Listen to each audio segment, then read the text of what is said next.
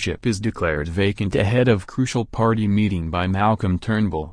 Prime Minister Malcolm Turnbull has narrowly survived a leadership ballot from Peter Dutton in an extraordinary Liberal Party room vote, prevailing 48 votes to 35.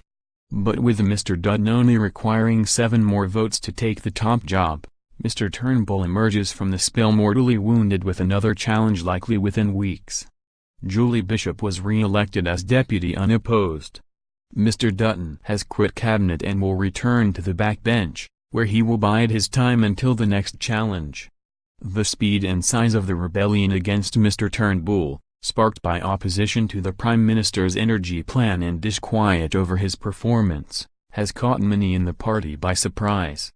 Of the 35 votes for Mr. Dutton, 10 are believed to have come from Queensland, where MPs are struggling in the polls. If Mr. Dutton had won today's spill, he would have become Australia's 6th Prime Minister in just 8 years. Opposition leader Brendan Nelson, 2008. After Peter Costello declined to stand for the Liberal leadership after the 2007 election defeat, Brendan Nelson tried to fill the giant shoes of John Howard and failed. Malcolm Turnbull took over in 2008 for his first iteration as Liberal leader. Opposition leader Malcolm Turnbull, 2009. Climate change was to be the undoing of Turnbull the first time around. Kevin Andrews moved a spill on November 26, 2009 and lost. The next day Tony Abbott challenged but then declared he would back Joe Hockey. But when Hockey refused to oppose a carbon emissions trading scheme, Abbott stood at the December 1st ballot and defeated Turnbull by 1 vote.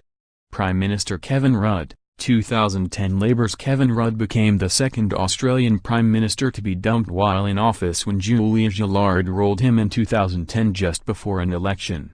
She claimed government after 17 days of negotiation to win cross-bench support. Prime Minister Julia Gillard, 2013. 3 years later, Australia's first woman Prime Minister was gone when Rudd finally took his revenge after a failed 2012 coup attempt. In March 2013, Gillard called a spill but no one challenged. 4 months later on June 26, Gillard called Rudd's bluff again at 4 p.m. and was gone in a caucus vote a couple of hours later. Rudd and Labour lost the election as expected. Prime Minister Tony Abbott, 2015. Abbott led the Liberal National Coalition to a storming victory over Rudd's Labour in 2013. He called a spill in February 2015, but it wasn't until September that Malcolm Turnbull finally moved after Abbott had lost 32 new spills in a row. Source: App. The Prime Minister has seen his support crumble in recent days, forcing him to completely ditch his National Energy Guarantee, NEG, in an attempt to appease nervous MPs and his party who want him gone. A senior political figure described Mr. Turnbull as being in panic mode and clearly rattled about the amount of support he has lost. Supporters of Mr. Dutton believe the required 43 votes need to topple Mr. Turnbull can be found, however the Prime Minister appears to still believe he has the numbers. While several backers of Mr. Dutton have admitted to a wait-and-see approach, 9 cabinet ministers were ready to get behind the Home Affairs Minister, half of cabinet's 18 Liberals, The Australian reported. But Treasurer Scott Morrison said was fully supportive of the Prime Minister. "It's become pretty clear, it's been a pretty torrid decade," he said. "We've had a great period of stability over the past 3 years.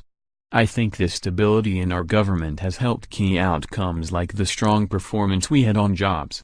While coalition marginal seat holders have publicly supported Mr. Turnbull, some privately lobbied in favour of Mr. Dutton to improve the party's chances in Queensland. Gary Spence, LNP president in Queensland, urged federal MPs to replace Mr. Turnbull with Mr. Dutton, arguing he would do better at defending the coalition's 9 marginal seats in the state. This week Mr. Turnbull was hit by former Prime Minister Tony Abbott for his backflip on plans to legislate the Paris emissions reduction target. Mr. Abbott said, "It's no way to run a government, making absolute commitments on Tuesday and breaking them on Friday." Former Deputy Prime Minister Barnaby Joyce yesterday backed Mr. Turnbull to remain as leader and welcomed the government's changes on the contentious energy policy. He told Sky News on Monday, "Peter Dutton is doing a very good job. Malcolm Turnbull is doing a good job. I think people now want this to settle down.